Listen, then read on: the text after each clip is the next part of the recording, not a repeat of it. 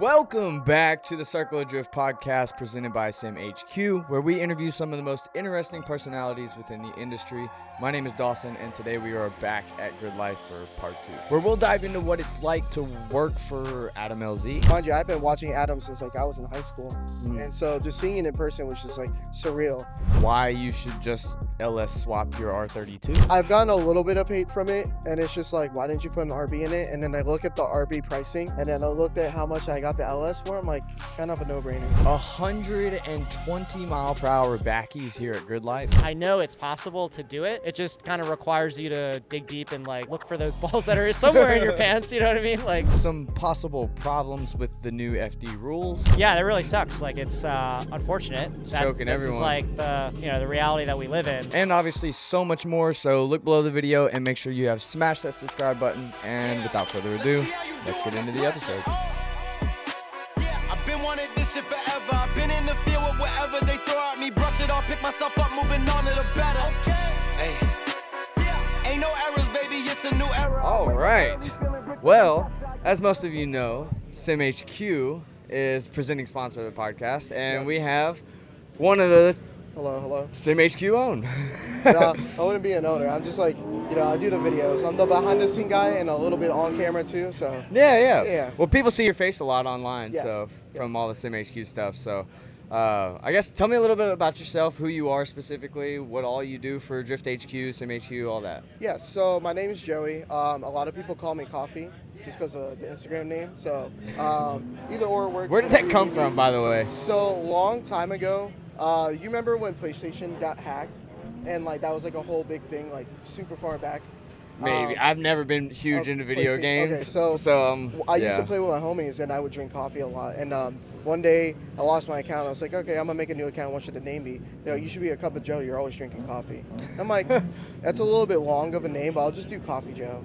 That works out. Yeah, that's perfect. Yeah, so That's kind of roll with hilarious. that from there. And then media name as well, same thing, just carried on. Just kind of had the same username. Yeah. So, but yeah, at Drift HQ and SimHQ, I am marketing media. So anything that has to deal with brands or doing any advertisements for the products that we sell, that's all through me. Editing photos and video. The cars aren't too loud, right? There they are. Yeah. We're just going to have to deal with it. Yeah, no, it's fine. But yeah, editing photos, video, advertisements, flyers, you name it. That's all that I handle at work. And so on the occasion though, I'll hop in and do the YouTube stuff, wherever hands are needed. So, but yeah, mostly just the marketing end of it. That's awesome, dude. Yeah. So how has it been working, I guess, close hand at the compound with all of these guys that everyone watches on a daily basis? So it's kind of mind-blowing. So my first time at the compound was the biggest eye-opener. Chris Rudnick had invited me over there, and I met Joel, which is Film HQ. Yeah. And it was just wild just to see all the houses, the actual compound itself, because mind you, I've been watching Adam since I was in high school. And so just seeing it in person was just surreal. And meeting Joel, became really good friends with him. And he's the one that not only got me into Drift HQ, but also helped me get some other jobs along the way. That's So, sick. yeah. Yeah, Joel's always been a very cool. Every time I've talked to him and stuff, he's a really good dude. Yeah. Very mellow, too. Dude, just funny guy. Super He's relaxed. So good. Yeah. He's so good. That's crazy, dude. Yeah. So when did the media journey ever even start? What made you go down the path of cameras and just all that stuff in general? So my younger brother took photography seriously in high school. Okay. And at the time, I was just playing video games more than anything else and skating. And I used to watch drifting a lot too. And I used to go through cars. My biggest car that I was hey, I kind of want to do something with. I used to have a Nismo 350Z. Yeah. And I was man, it'd be cool to do this vlogging stuff, but then I don't feel I'm the type of person to be on camera.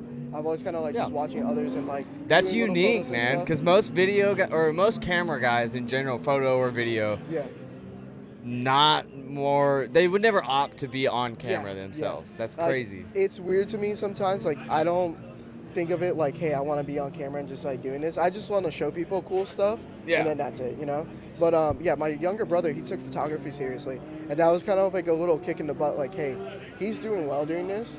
You can do it with cars, because he used to do it for festivals or just like for stuff from like his classmates and stuff like that. Cool, He used yeah. to do photos for them. So I was like, it's a really cool thing. I see him having fun. I want to do this too. Yeah. So my little brother was a big inspiration, and then like kind of divulging through YouTube was just like I found creators and I was like, yo, what they do is really, really good stuff. And like I fell in love with just like cinematography in general, and just like the way that people portray the story really hooked me. And I'm like, I really need to pick up a camera. That's crazy. Yeah. So I guess what was one of your like first jobs that you did within the industry that kind of So- broke things off, that really got things started? Really shooting car meets and stance shows. Yeah, I was Really? I was a big stance kid. It was like just like by yourself, just Yeah, doing it just for by yourself. myself, just learning a lot of like I was in the car scene, like I had the cars, but Okay. like a lot of my homies, I kind of got out of it a little bit. They were like, "Hey, since you're shooting now, do you want to come to a meet and like just get Yeah, some photos yeah. and some video?" And I'm like, "Yeah, sure." And then like they started inviting me out to like Slammed Enough, Riverside, stuff like that. So I'm like, "Yo, this is what I want to do." And like meeting a lot of the other media creatives there at like Riverside and shows like that, like you kind of just learn and expand, and it's like I want to keep progressing. I want to be at this guy's level and then this guy, and like it's another eye opener for you to like keep advancing your skills. Yeah. Seeing other people in the industry do it, and like I really like take appreciation to the stance world, because it's like what made me take this seriously. Yeah. So whenever you were trying to like look for jobs and stuff though, who was your first like influencer that you pitched to, or how did you pitch it, or So- how did you even score the job in general? Influencer wise, the first person that I ever worked with was Andrew Sheridan, Okay. Mustang Lifestyle. So I used to work in an ice cream shop in high school, and I was always great with the customer service. So like I met people from my town, they would come by regularly, and they remembered me because I remembered their order. Yeah. So they never had to like be like, "Hey, I need this." I already knew. And so one of them was a big car guy, and he's like, "Hey, I'm sharing a shop with this YouTuber. He needs a media guy right now. Like, what would you charge him to like come in here and do stuff for him for a little bit?"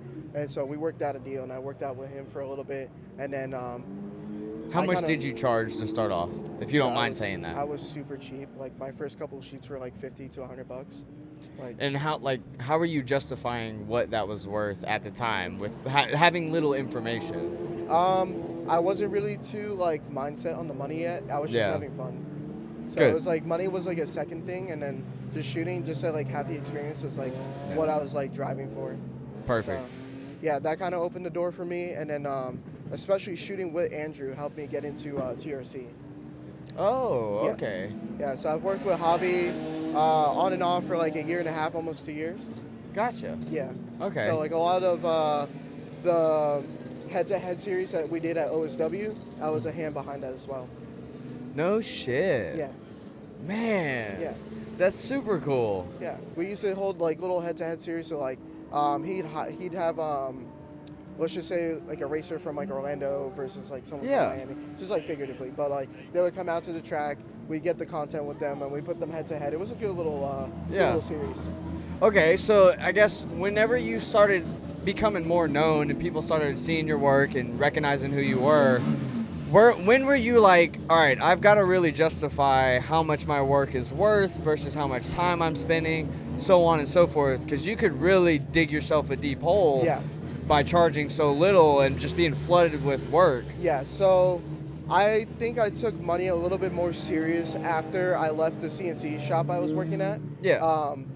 The CNC shop was like my backbone for the main part. That was like my day-to-day, and like whenever I needed to take off time to go and do a shoot for someone, I just put it in and just go and do the shoot. Gotcha. And it got to the point where like I was raising prices, and like it made more sense for me to keep doing shoots because I made more than what I was making at the CNC shop. Oh, okay. Then I also kind of like had like a small little fallout with them, but it was just more of like a self-respect matter Yeah. than anything else. Yeah. So, but I started realizing that like I can make this much with a shoot, and I'm making more than what I used to at work. So I'm gonna just take this full time. And doing freelance full time is like a very serious thing. Like you got to make sure that like you're really motivated and active in what you're doing. Otherwise, you're gonna fail and plummet. And there's seasons, just like any other business will like feel. Yeah. You'll go through a season where it's like you're making all this bank, and then out of nowhere, it's like things start to Just like dry as shit. dry up. Yeah. And like I faced that, and I'm like, okay, this is where I need to start like kind of strategizing how I'm gonna like keep making money and stay freelancing for longer, or do I want to hop out of this and find something full time? What were some strategies you kind of came up with? Really, the website kind of helped a little bit too. Like, How do you mean? making myself like a little bit more like professional. You can Oh, say. okay, Yeah, gotcha. Having a proper website and stuff like that, and then like word of mouth was always like really my thing. But like I started to try to push the website a little bit more. Yeah. The people can go on there, book whatever they needed me to shoot, and then I can go out there and handle that, arrange scheduling and stuff like that. Yeah, that's cool. Well, okay, so how do you break down as far as, let's say I wanted to hire you for an event. What would your proposal be, essentially? Like, what So- do you provide packages that Yeah, you can choose so from? same thing like or- what I would do with the wedding. I would provide you like what my day rate would be, and then like everything that you would get from assets, like photo, video assets, to anything that you would want edited, or if it was like a subcontract kind of thing, like, hey, I just need you to come and shoot and dump in the footage. I'll just give you just a basic day rate. I'll just come out and do it. Sick. Okay, so Yeah. that makes it fairly simple. Yeah. You just choose what you want and go. I make it like worth my time and then worth whatever I'm going out to shoot, because usually it's something cool. Yeah. You know? Well, good.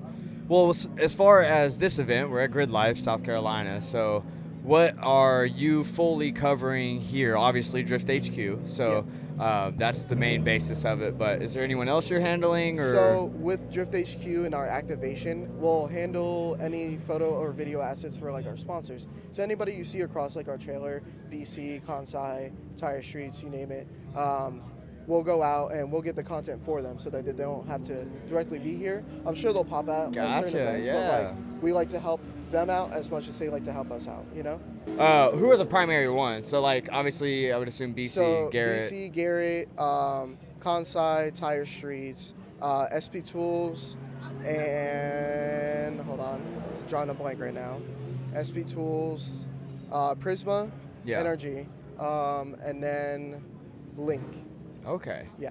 And not to like send off any secret sauce or anything, but what are these companies looking for as far as content? Like, what specific stuff are they wanting so- to curate? A lot of stuff with our booth, so interactions with their products. So if you go inside of our booth, you'll see like our Garrett display set out, so you can read information from like a G30 is perfect for this application, leaders wise, and people will be there walking up like reading the information, maybe messing with the turbo Yeah. and stuff like that. And that's kind of stuff that they want to see alongside of like other cars that may be out here running their stuff as well.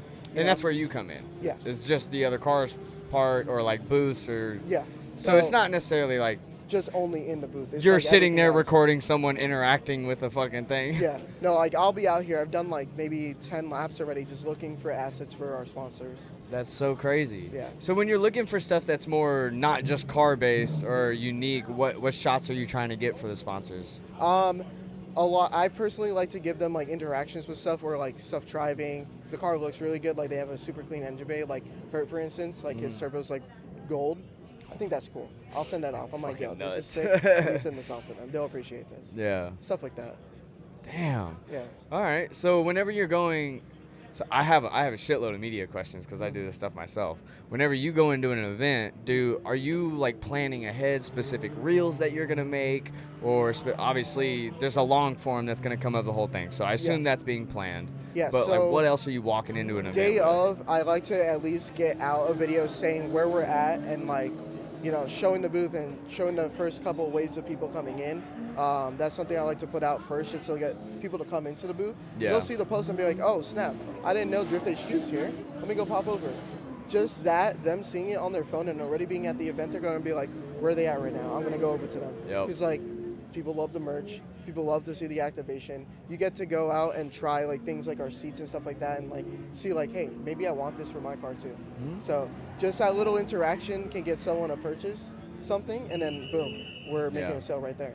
Did you know that any of this was as valuable as it is until you started working for Drift No, HQ? not at all.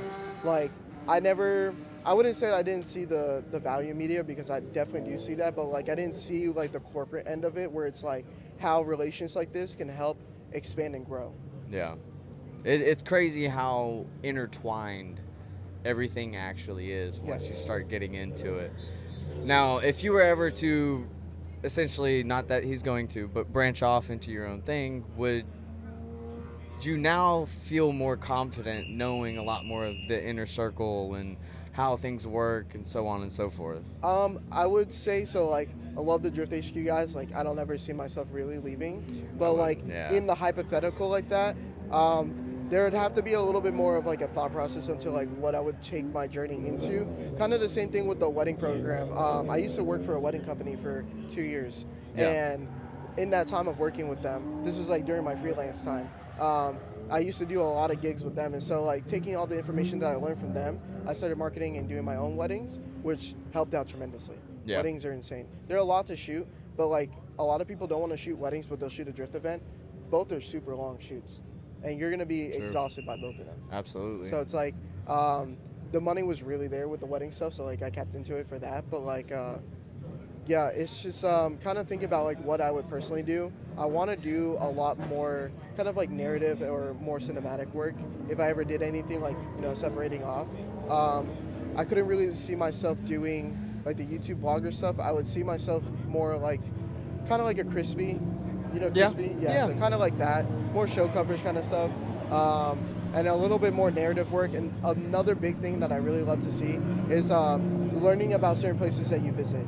So like I used to watch this motor vlogger. Can't think of his name offhand right now, but in California he would go around to different like food spots and he would eat there. But as he's riding out, he would point out different like historical places on the way out there. Yeah. And I always found that so interesting. That's cool. Yeah. Yeah. So you kind of try and like tie the history. replicate. Yeah, I get it. Yeah, it'd be just That's cool, so especially cool, like Florida. dude. I've been there so long, and like I've only like ventured Tampa, Orlando, Miami, but like not other parts of Florida. So like, I kind of want to branch out, move around a lot. And then same thing with like North Carolina. I used to come up here, North Carolina, to just go see my friends, and it'd be cool to like sightsee and then like do like Tail of the Dragon. Never been out there. No shit. I've lived in Tennessee my entire life and never been to the Tail of the Dragon, so I totally get that. Yeah, it's just stuff I want to sightsee, you know? So Yeah. just like explore the country. Yeah. Life is short. Like I don't want to just stay stuck in Florida. I want to see things. I get it. Yeah. So Well, last question on the camera stuff. yeah. If you were to suggest to a beginner videographer a great camera setup, rig setup, what would you suggest to buy? It depends. So I personally went from being a Canon user to a Sony user, and it's just because I fell in love with the colors. And I really feel like you gotta chase the look that you want. But if you were asking me if I had to redo it all again, I would personally skip the M50. The M50 is what I started with, the Dude, Canon M50. no way. Yes. Same here. Love that camera. It was such a simple camera to use. Oh, yeah. But I would say if I wanted to kind of start taking things a little serious and like be in the Sony realm already, like A6500 or like their newer models, that APS-C line was like really cool. And then like once you kind of like figure out your craft and you're like, okay, it's time for me to get like a full frame camera, A7S3, FX3, depending on what you're shooting. If you're a photographer, then like A7R4, A7R5, something like that. Yeah. You know? I wouldn't like be the person to go like flagship Sony and do like an A1. I don't really want to spend that kind of money in a camera right now. No. And then like me personally, I've kind of like teetered the idea of like a Komodo since they dropped in pricing. They're like 25, 29, something like that now. They're that cheap now? They've dropped down. Jesus. So I it's didn't know It's that. a little bit more affordable. And then like you still Wow. have to go and like buy Canon glass, stuff like that. But Right, they're a little bit more right. affordable now. It would really just be like me finding the space for that size of file. It's massive. That's true, man. Yeah. Even dealing with these Black Magics that I'm dealing the with Black Magic now. stuff is really good too. Oh, it's fantastic. Yeah. But Especially like you for said, the grading, file sizes they're they massive. get high up Yeah. there, man. Like It's I'm crazy. running in my A7S3. I have a Type A card, and it's fast. Reading and downloading information is super fast. I've been experimenting with DCI, which is a shooting format, and I've been messing around with True 24, and it looks incredible, but it's such a huge file size. Damn. Yeah. There's always a downside to everything that's great. You want the quality, but That it costs sucks. you in your memory cards. Yeah. Yeah. Oh, man. That's awesome. Yeah. Well, as far as this weekend and the cars that are out there, is there any drivers out there that has been impressing you? Or Impressing cars me? that you've loved? This guy coming here right now is Justin. Oh, just dude, met he's him great. The other day. I love that Super guy. Cool guy. Yeah. I went over there because, like I said, I was shooting for our sponsors. I'm like, yo, this guy is perfect. He's got vibrant. He's got energy. He's got Kansai. Let me just shoot all his cars. And he brought out 3 cars. And I was like, yo. Did you get him on camera too? No, he's not like talking to him, but he's like pretty cool. I chatted with him in person. He's just such a cool dude. Yeah, I feel like he'd be good on camera. Yeah. But favorite cars, at least seeing them out here, I got to give it up to the boys at CoreWorks. Oh, yeah. Greg's car, Chris Ward, I think his name is, Top Garage. Yeah. Yeah. Yeah. Super cool car. Love that thing. And then, yeah, Greg's car is super sick. He was talking to me about how his car is set up like the N-style cars. Yeah. I'm like, dude, I love running N-style cars. So, like, I can understand this build. It's so sick. That's awesome, dude. Yeah. Hell yeah. Well, I understand that you do have an LS-R32, correct? Yes, LS-R32. It was 32.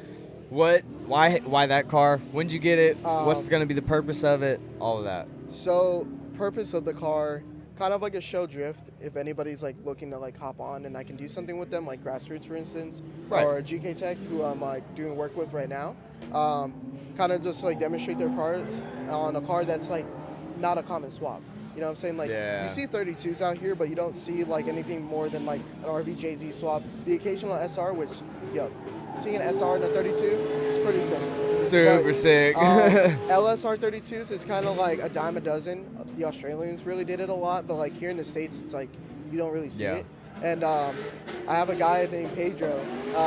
He goes by Jins on Instagram, Jins32, but he's been helping me out with the entire swap because I found his video on YouTube originally. I'm like, okay, it doesn't look that complex. It looks good in there.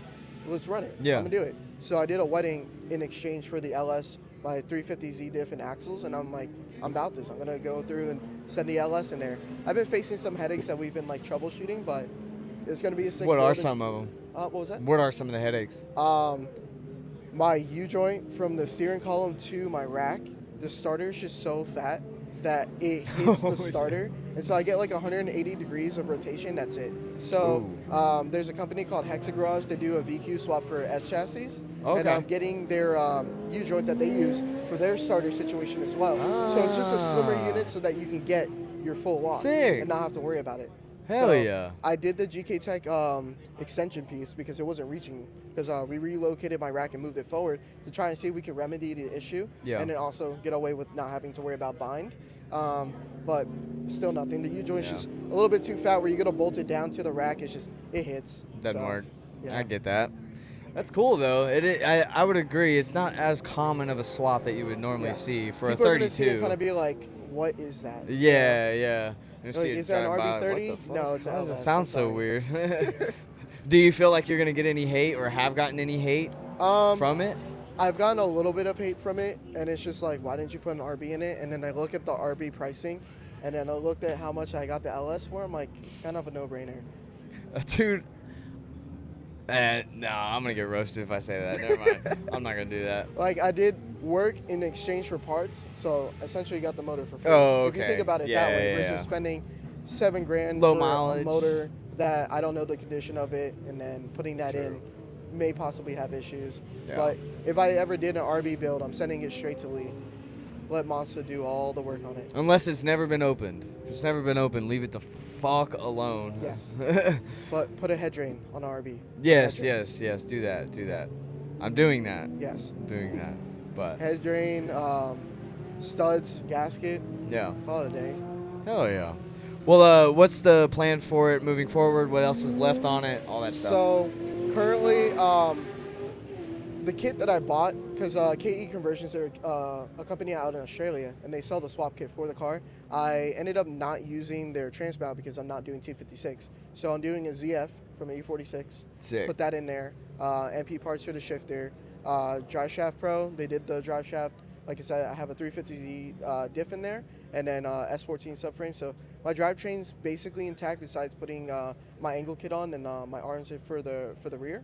But Shit. yeah, last Like they kind of say, things, it's just a tune away. No, I wish. I really wish. I'm just completing the systems right now. So I already completed coolant, did everything for that. So radiators in, fans are in, steam port's done. Yeah. I'm moving on to oil. Just got my oil cooler kit done.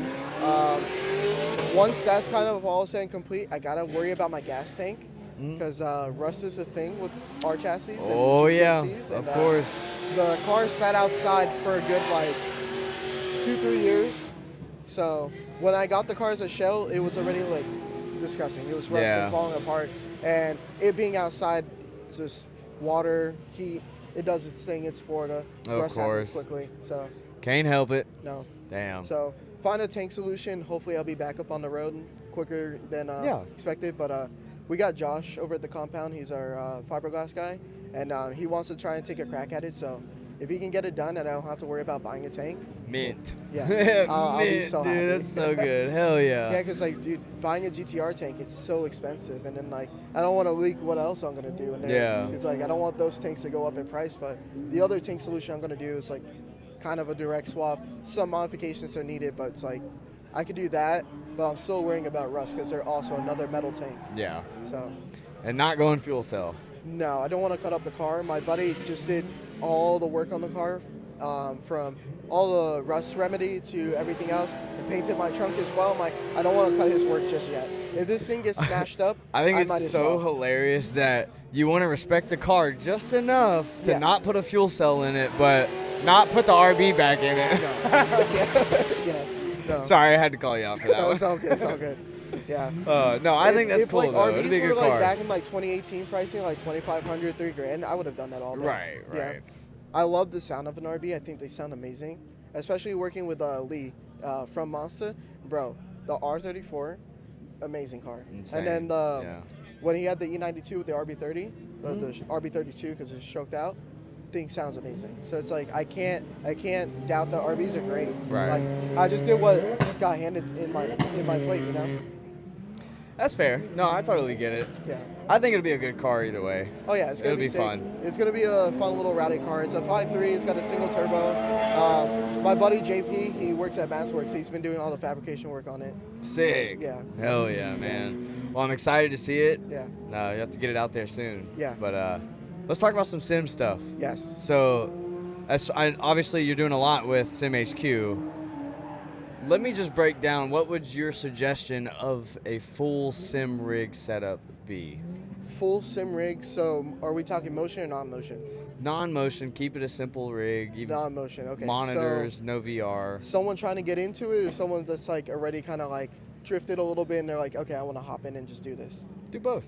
Both. Okay. So if you're looking at it from like a budget standpoint, and you kind of want to get in, Alpha Mini, P500 pedals, the DS8 shifter, and then the TB1 handbrake.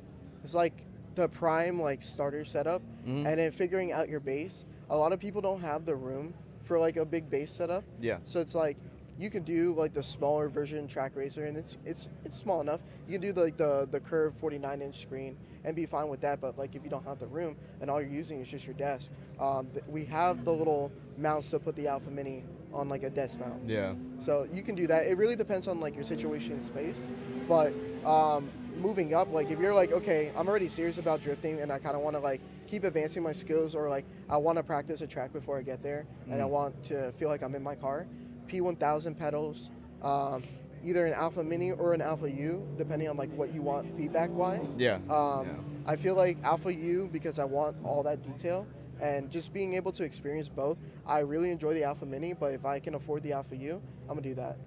So, okay, the Alpha Mini, though, that is a fairly new base, right? Like Yeah. it's just hit the market this year, right? No, I think it's been out for a little bit. Oh, okay, Yeah, it's been out for a little bit.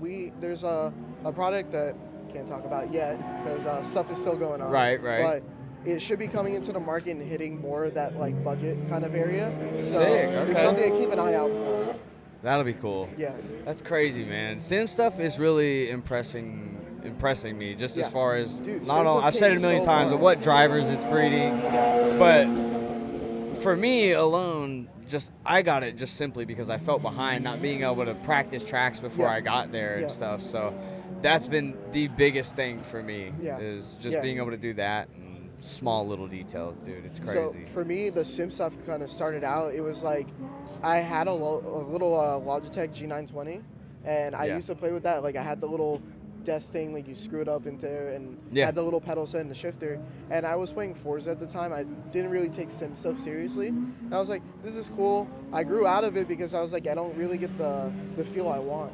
Yeah. So my buddy ended up buying a Moza, and he was like, yo, you gotta come try out a set of Corsa, and you gotta try out my new sim. And I'm like, okay, cool, let me go over there. And I tried it here and there, and I'm like, it's cool. I fell in love with the Seto, but I wasn't in love with the bass. And then What was it about that bass? I think detail, a little bit of the detail and feedback, I was just not 100% happy with. Ever since trying the SimHQ stuff, I'm like, this is as close as I can really get to a real car. And kind of having like proof of that was we went to a spot called The Compound, not like the LZ Compound, but we call it The Compounds in South Florida. Yeah. And my coworker John, he was like, you've been on the sim long enough. You want to like try my car? And I'm like, are you serious right now? I just went out there and just started driving. And I'm like, dude, his car kind of feels like a BDC car, and this is crazy. No way. Yeah, and I'm like, muscle memory, feeling like I'm in the sim. I'm like, yo, this is so sick. The transition, because I was more, when I had my cars, it was just like, I used to just go do donuts, a little burnouts. Yeah. I never took anything serious. But like, taking the sim stuff serious first and then going to a car like his car that already has FDF and he's already set up, I'm like, yo, this feels like second nature. Why do you think the adaptation from sim to real driving is so much easier than starting in a car first? I think that you get the hand-eye coordination and you get the visual cues off the rip from the sim versus you being a real driver and having to not rely on G-force and the visuals, but like you feel your car more when you're in your actual car. So you kind of feel out where the track is, how much grip, how much slip that you feel through your tires as you're driving, and then you compensate for that. Like moving over, you lose all the G-force. Unless you have a motion sim. You lose all the G-force and you're like, okay, now I kind of got to readapt and like learn where my transition points are. Yeah. Because like, you'll know in the track, all right, I'm going to send it here and I feel this little bite there. Then like you're on the sim and like, okay, I don't know where that bite point's at anymore. Yeah. Now you got to learn the visual cues of that map. That's a great way to explain it, actually. I always just say like it's this, you're taking away your most important senses for driving. It's so feeling. it's like, that's what messes you up. Yeah, I think that it trains you a little bit more to kind of be like responsive in where you're looking, especially if you're running like a triple monitor setup. You're already constantly looking. Or the guys who do VR, like I can't do VR. That'll get me sick. See, I can't either. Yeah, I like the triples. I like to just naturally turn my head and look at the screens. Yeah. The VR gets me a little bit motion sick. So okay, then why triples versus just say a very large curved monitor? I just like it kind of like surrounding me, because like when we have our triples at the compound, they're like, it's like more of a submersive more feeling. field of view. You know what I'm saying? Gotcha, like the 49-inch, I think you're getting to like about here. I don't know if like on screen it'll show well, but like about here. And like I feel like I'm kind of looking more forward. And when I'm running the single, I kind of like the neck effects on, so like the head motion's going. Yeah. Versus like no head motion, triple screen, and I'm looking where I want to go. I could definitely see that being better. Yeah. I've got to try that. Yeah. When I come Do to you have Orlando. a single screen or a we're coming. triple? Well, right now I'm just using I'm waiting on y'all to finish my rig. Okay. So, Well, speaking well, of, hurry up. we're waiting on some stuff to show up. That's what it is. But yeah, I'm just working with a G29, the PlayStation version of the Logitech, whatever. Yeah. Same shit. So but you've been on that? just on a normal TV screen. Dude, you gotta like record yourself with like a GoPro or something, like your first initial reaction, driving with the Alpha Mini, or what did you get, Alpha Mini or Alpha U? I honestly have no idea what they put in it. Okay, so say whichever base you got, just your honest reaction between the two, and put that up, because bro, it's a night and day difference. You go from a belt-driven wheel I'm excited. to a direct drive, and you're just like, yo, the amount of force is insane. I can potentially like flip myself with how much torque it has. Oh, It's a yeah, I lot. just told Chris, I was like, dude, I need one that is just simple, compact as possible. I don't know enough about sim stuff, so like, just you just want to get put what you think is best on it. Yeah. I'm cool with that. Yeah. And that's what he did. So Depending on your pedal set too. I mean, if you got like the P1000, especially like the hydraulic stuff, dude, it feels insane. That's like the brake crazy. force is crazy. I'm excited for throttle and clutch response. Like you don't feel like you're driving a car with like an on-off switch. It's all active. It just feels so good. Oh, Especially that'll having be like the rumble a motors or game like changer. the haptics in it. Yeah. You turn that on and you can feel the vibration of the clutch. And so you get a bite point. Dude, that's cool. Mess around with SimPro. Like once you get it, like drive the cars stock, feel I it got out. your number now. I'm just gonna call you. Yeah, just call me. I'll help you set it I'm up. gonna But, bug the like, shit out of you. Try really experimenting with your setup because like we can give you what to put in just to get started. Yeah. Then it comes down to you of like, okay, Your my car personal drives like preference. this. Let me change this tune a little bit in SimPro or in the game to feel a little bit more like my car. That's crazy. Yeah. Okay, I'll do that. Yeah. Yeah, SimPro is Damn. really, really, really important.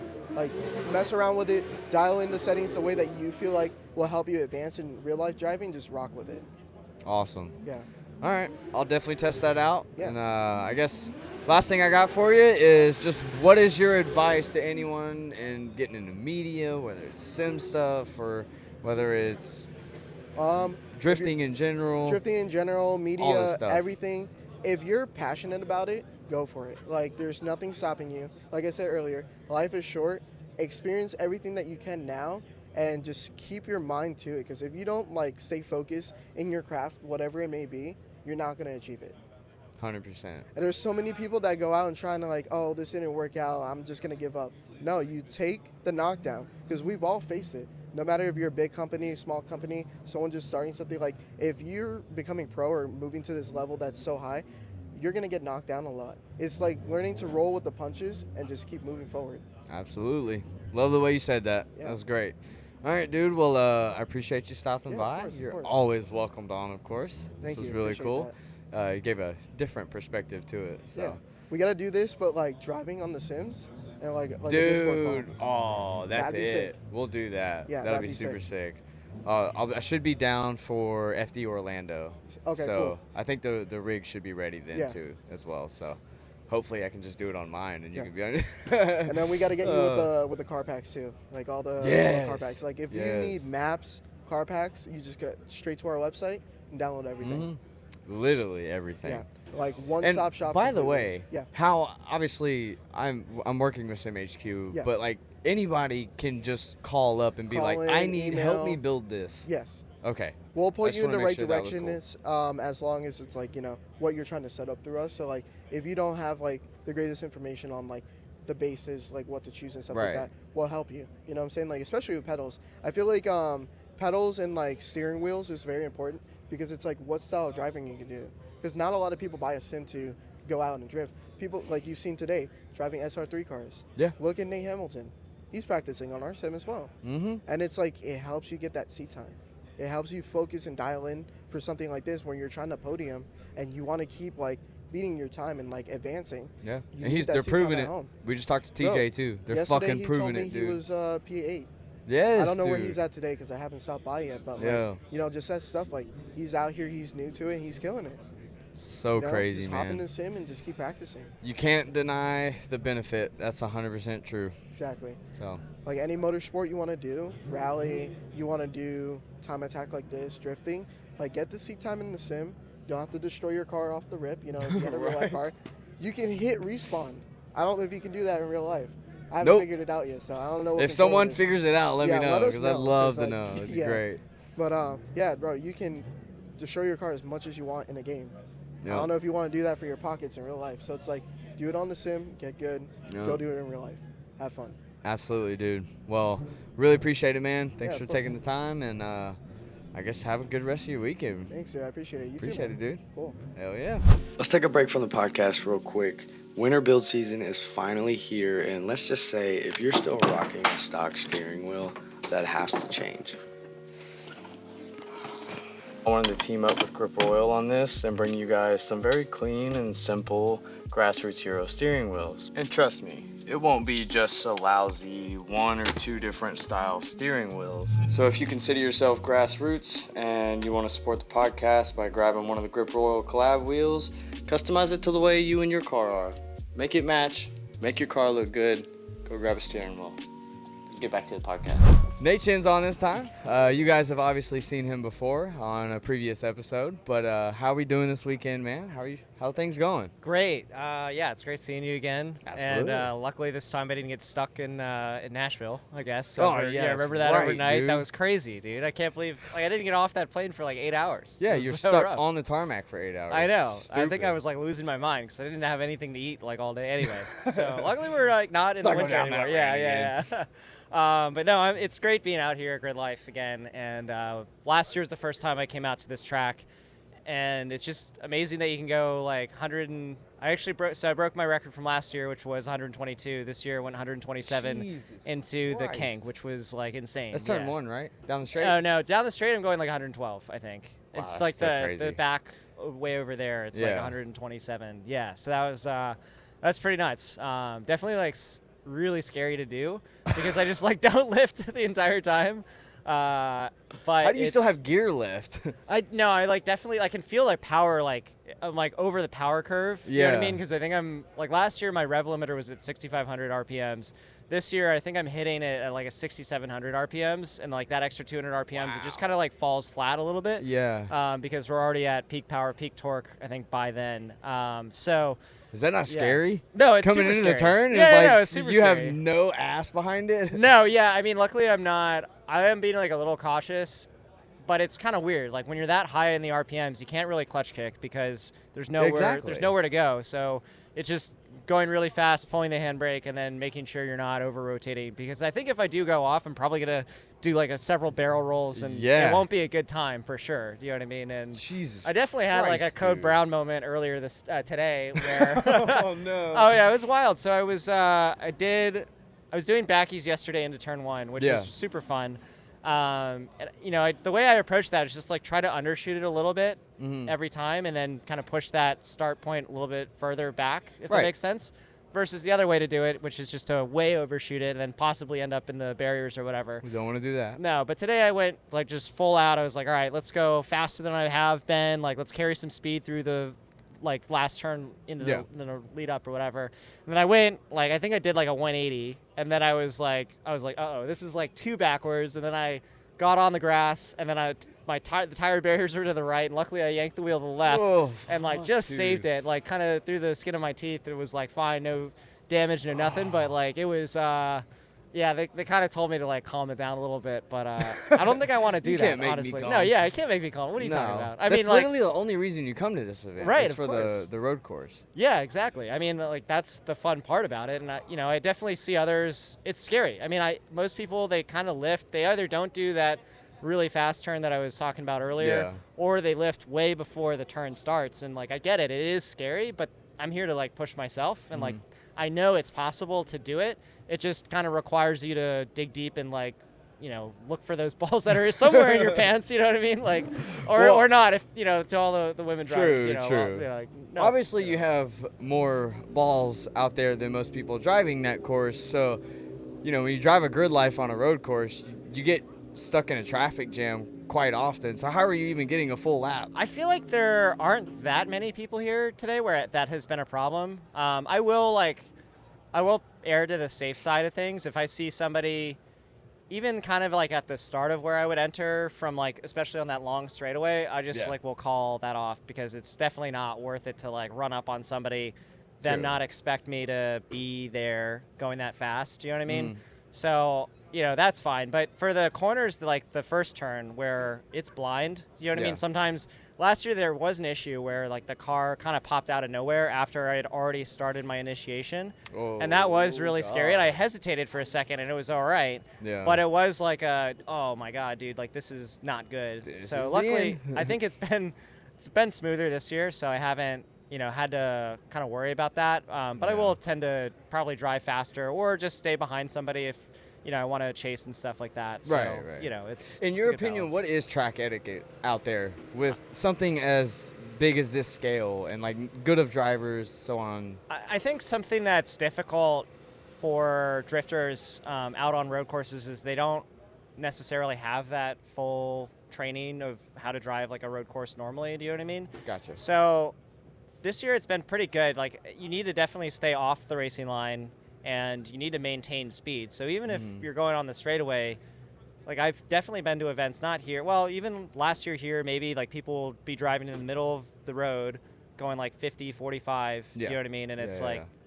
you don't even go this slow on a highway. You're like, what are you doing? What are you doing? Do you know what I mean? So it's like, even if I'm not drifting, unless like my tire's blown up or something, I'm still going 80, 90, I don't know. It's probably pretty fast, Yeah. you know, but like staying offline, checking the mirrors, that's another thing that you always have to do. Just make sure like you're out of somebody's way, and like when you're not drifting, just pull off to the side where somebody's not going to be, you know, entering in and whatever. And then Right. it's smooth, but it's just when you have people that are kind of in the middle of the road, or like, oh, I need a cool down lap going like 20 miles an hour. It's like, well, that's not even. That's not cooling anything. Yeah, the You're air's going not fast getting enough. into your radiator to, you know, actually cool anything. So like you're probably just better off like pulling off to the side Right. and like, you know, relaxing that or whatever. You know what I mean? So I get it. yeah, it can be interesting though, for sure, depending on who is out on track and what skill levels are out there. I honestly am not. Yeah, I mean, I think Gridlife this year has implemented an interesting way of registering where you had to sign up for a competition license. So I think that actually, I mean, it's unfortunate there's like another fee you have to pay on top True, of yeah. whatever, but I think that fee discourages people that may not be up to par on their skill Yeah, level. yeah. And so, you know, if you're serious, then you will pay the fee, I guess, and then that kind of lends itself to having a higher quality of driver. Maybe that's why they did it. I have no idea why they Yeah. did it. Honestly, I was a little surprised and not super happy with it. That now I have to Same. pay an additional I get fee it. for like not even, and it's not like it counts towards a discount of, you know, track Yeah. day, whatever. So, you know, I look from their standpoint, I understand why they did it. It seems to be helping from a traffic standpoint, like out on track. So, you know, it is what it is. It's fine. I'm here to shred. So let's do it. You know what I mean? I do like the concept of making it a little bit more, what's the word, like inclusive or exclusive, whatever I'm trying to say. But I Well, those don't are two like the different. Sorry, yeah, exclusive. Exclusive. Okay. But yeah, but I don't like the idea of tacking on another price. I know that sucks, but I feel like they could do that without, like, they could definitely vet heavy, like, you know, Club Loose, where I drive up in New Jersey. yeah, I'd like sometimes, to see you it know. more like Drift Appalachia Yeah, there you style, go. where it's Yeah. a vetting. It's more directly vetting to a specific driver. There's no real application-based type deal. It's just you're just invited or you're not. Yeah, exactly. But that's cool. Well, is this the only Gridlife that you do usually? So yeah, I think this year I'm gonna try to do Lime Rock as well. Okay, The one in cool. Connecticut. Yeah. It's, you know, there's some scheduling conflicts for the ones in the Midwest that Right. so unfortunately don't. I know at least one of them, like I can't go to just because of another event that's like on the same weekend, but Yeah. they're pretty fun. I mean, it definitely reminds me of Hyperfest. Have you been to Hyperfest yet? I have not yet. Are you gonna go this Every year? single time it conflicts with something else I need to Okay. be at. Got it. So more than likely I won't be able to, but I want to. Yeah, I mean, like these events are a lot of fun. You know, there's lots of people, lots of stuff going on, and Yeah. and I kind of like how this is a little bit tamer than Hyperfest. Hyperfests can be a little hectic just with people. And This pit is a bikes and very stuff. mellow Grid Yeah. Life. Okay. This is as mellow as Gridlife gets. Okay, got Yeah. it. That makes a lot of sense. Yeah. So I mean, these events are super fun, but I do love competing. You know what I mean? So I kind of like that format more because I feel like I have something that I'm aiming for driving-wise, if that makes Yeah. any sense. Whereas here, yeah, I'm like out here messing around, and I am trying to like go out and like best, you know, the things that I've worked on, you know, on and Right. off track or whatever. But it's not like the same like level of motivation that competition kind of brings for me, if that makes any sense. I get that. Yeah. Well, how do you find the balance in running a program? Because obviously you can't bank off of full competition-based sponsorship stuff. Like you have to implement some of these types of events, I'm sure. Well, I think it's So- like good to have a mix, right? Yeah. So it's not just about competition. It's not just about doing these to me. Like Yeah. I like being able to go back and forth and do both. And in some ways, I'm actually using this weekend to test for next weekend, which is the Gambler. Gotcha. Last year won the 230.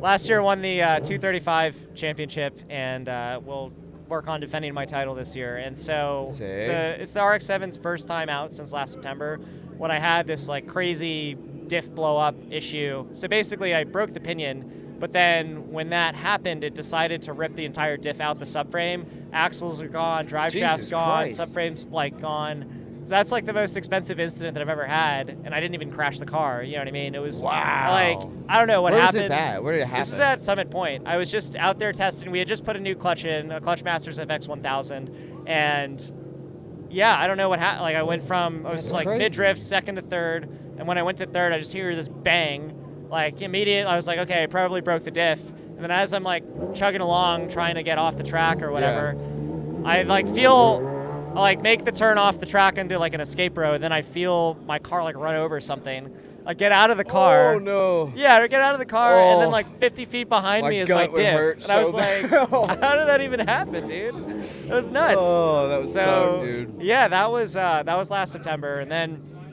over the off season we did a 488 diff kit. Yeah. But that company that makes it was pretty bad in timing. Like we ordered it in September, didn't show up until December, and then they sent the wrong brackets, so it didn't really get to us until like January. Yeah, that sucks. Jerry Yang did a great job at putting that kit together. We also replaced the trans because the old dog box was blown up a bit. So it had seen some abuse and over the years, and Jericho, I guess, doesn't have parts available for them anymore. And it was a Jericho Hightower dog box. And so we ended up going to a G-Force now. And then the biggest upgrade, though, for this car is working with Haltech to implement their Rebel LS ECU as well as their PDM and then the UC10 dash. So what is the benefit of those? It's just going from it's really focused on reliability and drivability, I would say. Okay. So, the previous iteration of that car was just stock computer, HP tuners. The cold start was, cold and hot start. Hot start actually was okay. The cold start was terrible. The car would always just stall, like bringing it off the trailer. It was really annoying, and I felt like there was no way to like data log as well. Yeah. Were you on E85? No, it was just 93. Just okay. pump 93. So with the full standalone, the Haltech Rebel, it's really great. I mean, it comes with a terminated wiring harness and an ECU for like $1,500. Which, I mean, back in the day when I did like a JZ swap in my E30, I think I spent like close to $1,500 on this hack job of a wiring harness. You know what I mean? Damn. But like, no, it was like missing an alternator plug. Like one of the wire from the map sensor to the ECU was separated, so it was like breaking up all the time. Couldn't figure it out. I was like, well, the map sensor looks like it's there, and like try to find a map sensor for a 1J. You know what I mean? Like, didn't come in this country. So I think I found one, and like, no, it didn't work. It didn't change anything. I was like, oh my! I remember that drove me nuts. So it's cool how easy it has gotten to swap, your car now.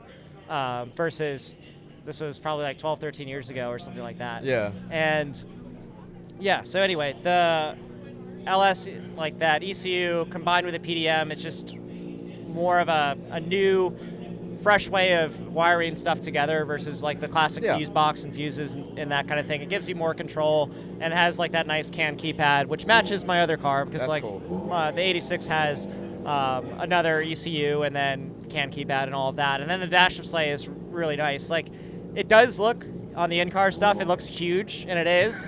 But at the same time, when I like glance down at the dash, I can so much more convenient. I can actually like see. You can distinguish like, stuff better. It doesn't blend. Because before it was just a bunch of like old gauges and stuff, and like those are fine, but I wouldn't look at it until after the run. You gotta concentrate too much to actually see it. But since it's so big, like it's easy to see everything there. So it's been really great working with Haltech, and we just finished that like 11 p.m. the night before Gridlife. So then we got 4 hours of sleep, drove from Jerry's in Atlanta to here, so that was 4 hours, and we made it. So.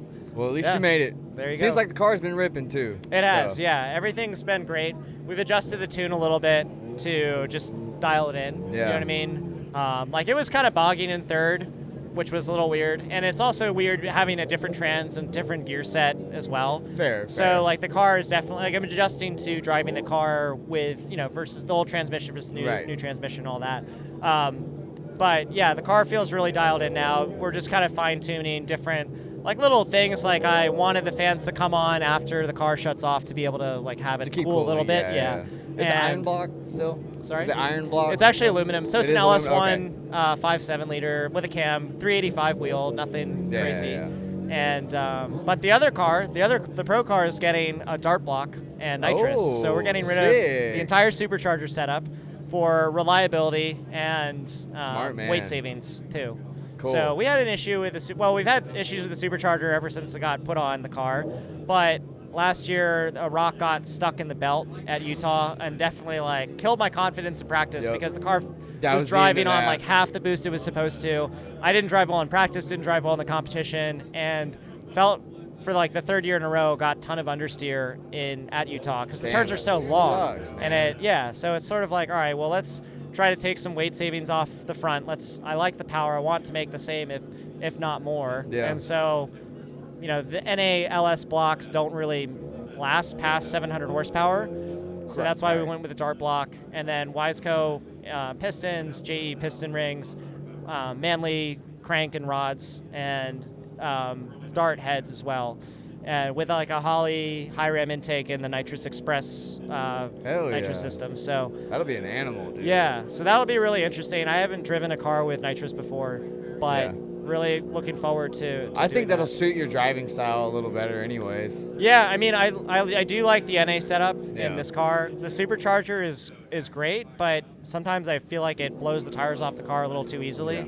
You know what I mean? From an outsider perspective, you post a lot of in-car footage, so watching you drive the RX-7 versus the FD car, it's so much more fun watching the RX-7. Like, you're actually driving the piss out of it rather than, just kind of guiding the FD car. Right. With as much as, you probably wish you could beat the shit out of that car. You can't. It's just not that type of car. Yeah, I mean, I feel like it's just something that also has to do with comfort behind the car, right? Even though I've had the 86 for longer than the RX-7, I drive it a lot less. I did try to change that towards the end of last year when, after I blew up the RX-7, I ended up driving to Atlanta, getting the 86, and then going to the Gambler for the final round. And then I ended up with a perfect event, qualified first, and won the thing, and then won the championship. So that was like a dream come true. Out of like that horrible story earlier, like at least it paid off in some way. Absolutely. And then having that car with me the rest of the year, I ended up going to like Drift Nirvana for 100 Drifters of December. Was like practicing backies through like one of the corners on Main, which was really fun. So I was like trying to beat the crap out of the car, and just again, it's always good to get practice out of, or when I can. With that being said, it's like such an expensive car to run. It's like really painful. Also, when you're like by yourself, without a crew running that car, you have to come in and refuel and change tires after like a minute and a half or 2 minutes of driving. It's just like, oh my God, I just did this. Like, it's I'll quit. Yeah, I know. It's just like, you know what? All right, I showed up. It's like, oh, I showed up with 10 tires. That's good for like 5 laps. You know what I mean? Yeah. And like, all right, or 10 laps, whatever it is. So, so yeah, it's just tough to get practice in that thing, and that's kind of where you rely on the simulator to try to make up for that. So I know we talked a little bit last time about you having a completely different chassis and setup for a seat time car rather than your comp car, and you didn't really plan on doing an 86. Would that even help, honestly? Because obviously like you could do a basic LS swap 86, and like it would be somewhat the same, but is it really? I would say, I mean, look, I think between the RX-7 and the 86, I think they both drive very similarly. Both are front rack. Both have, a big angle kit that is, well, one has WiseFab, the other is a custom angle kit.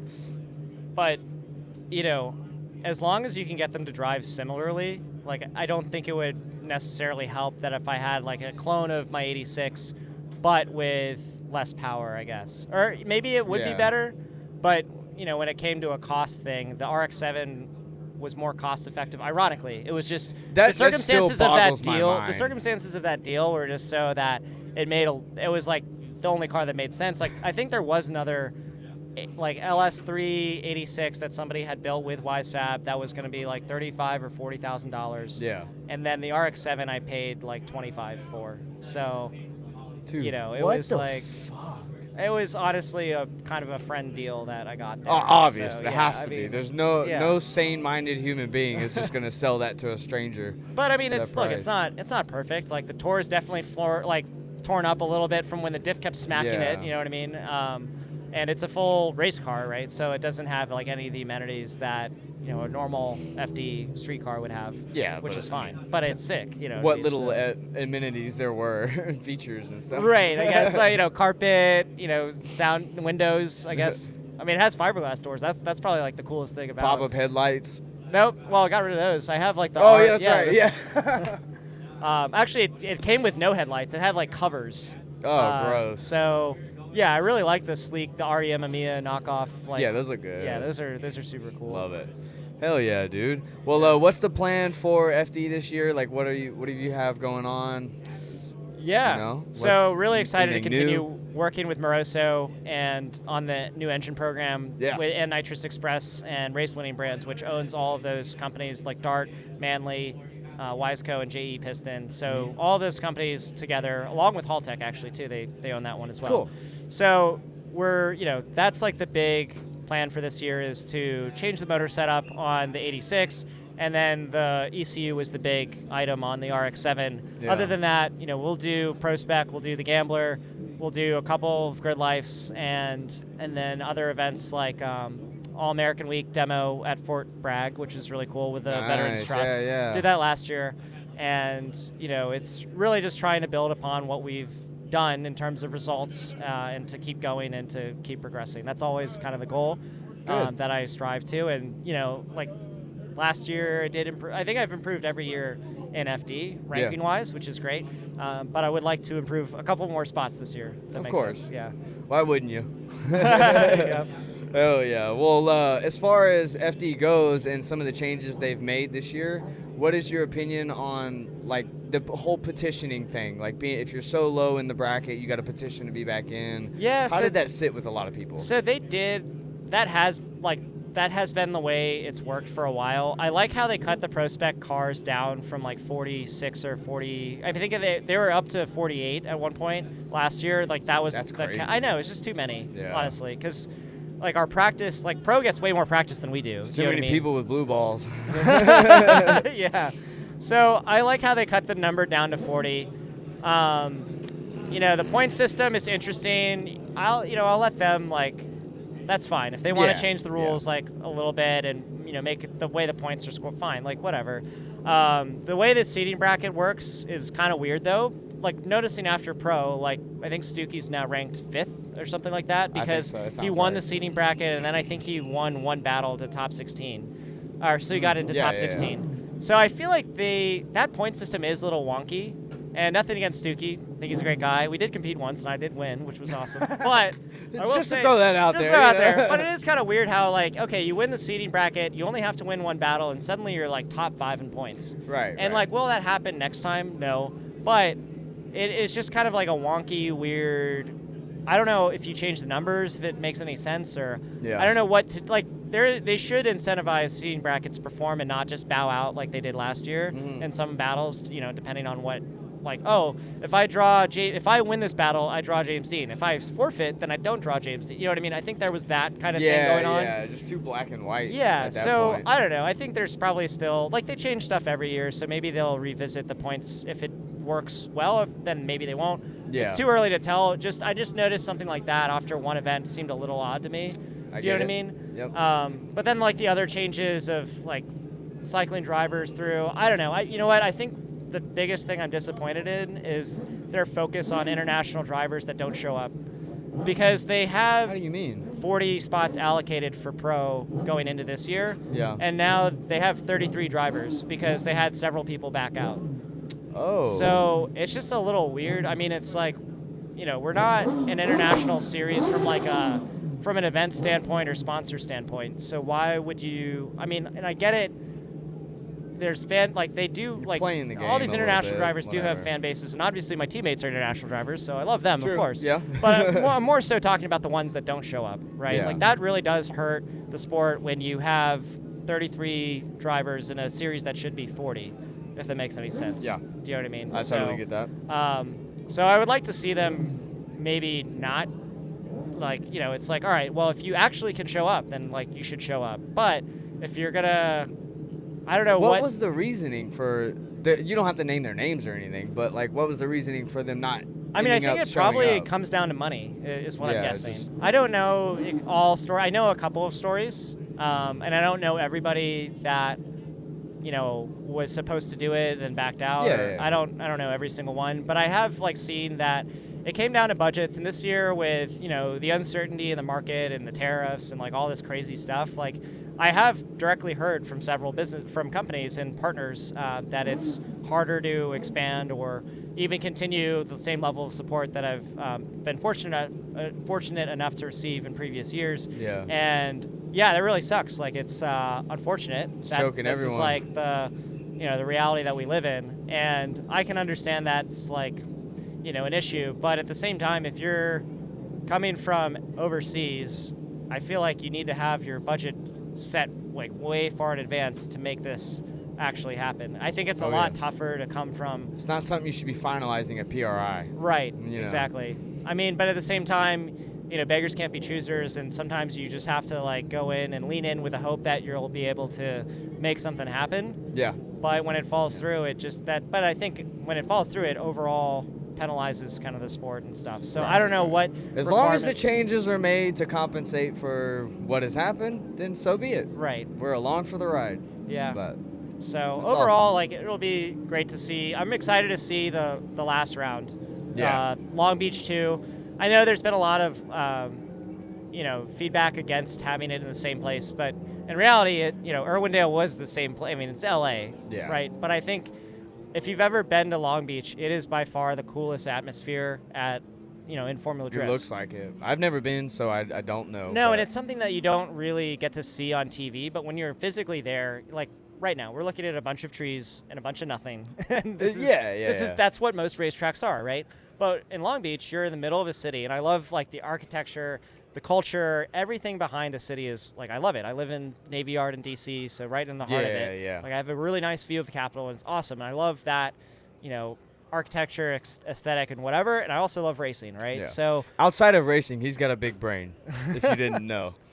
Very anyway, smart. but when you combine both like the cultural aspects that cities can bring alongside what drifting from a culture can bring, like that's like a really cool mesh. So having a different, like if it was going to be the same layout, that would be kind of boring, but I like how they're changing it up, doing a new layout and still keeping it in a unique venue. Yeah, still in the middle of the city. I think that's like the right trend, and I've been very public about, my thoughts on, hey, let's kill Orlando for the Miami F1 track. Let's get rid of St. Louis for the Chicago NASCAR track, because I think, again, like bringing the sport to more people and more accessibility just brings a lot more eyes on what we do, and I want to share what we do with as many people as possible. Absolutely. And so to make it easy to go to versus here, like this track's awesome, but how easy is it to get to this track? You know what I mean? How many hours did you drive to get here? We drove a little over 7. Right, and I don't even have a car with me. Right, and I'm 7 from DC, and then we were 4 from Atlanta. So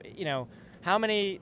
I think it takes real dedication to want to drive that many hours to go anywhere. Like you're definitely not doing this as like a day, like, oh, let me just use my Saturday, go to Gridlife for a couple hours or whatever. It's like, no, this is like a full weekend thing.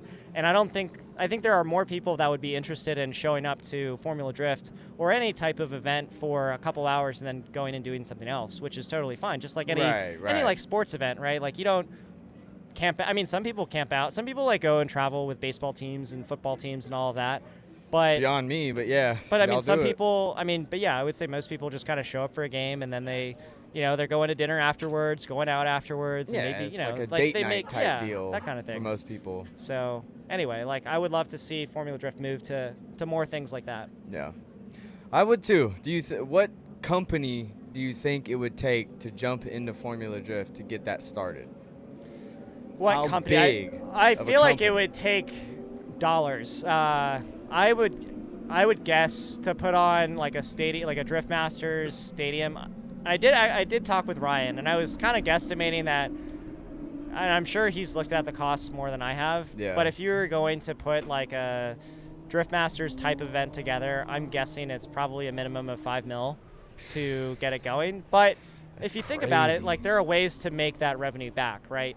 When you're at a stadium, you don't just have the typical FD way of doing things, which is you buy one ticket, gets you whatever seat, right? Yeah. Just like any baseball game you go to, you can buy the $10 ticket, you can buy the $50 ticket, you can buy the $200 ticket, the $400 ticket, the $10,000 ticket. Do you know what I mean?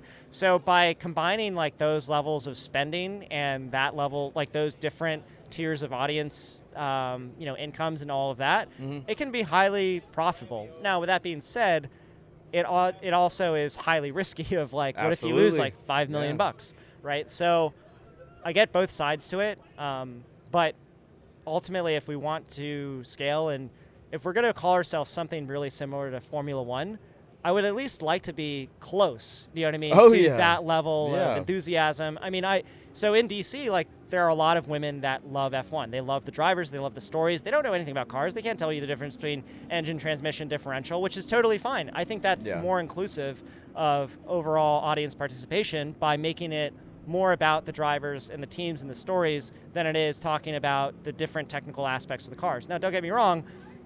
If we're sitting here watching a drifting podcast, you probably like the technical aspects of the cars. Absolutely. Totally fine. And love talking about, anytime somebody wants to know something about the RX-7 or the 86, I'm happy to have like that 10, 20-minute conversation about all those different types of things. Now, with that being said, there are a lot more people out there that would rather focus on a story than they would on, a technical piece of the car. Yeah. So, it's just, I don't know. I see a lot of F1 merch out and about just in DC, and I'm like, why isn't that, why are they wearing one of mine? Formula Drift, yeah, man. it could be Come Formula on. Drift, come on. Oh. It's like, what do we need to do here? Is the Netflix series the answer? I don't know. Because, unfortunately, we were not the first movers there. So would it have the same impact? Yeah. Maybe.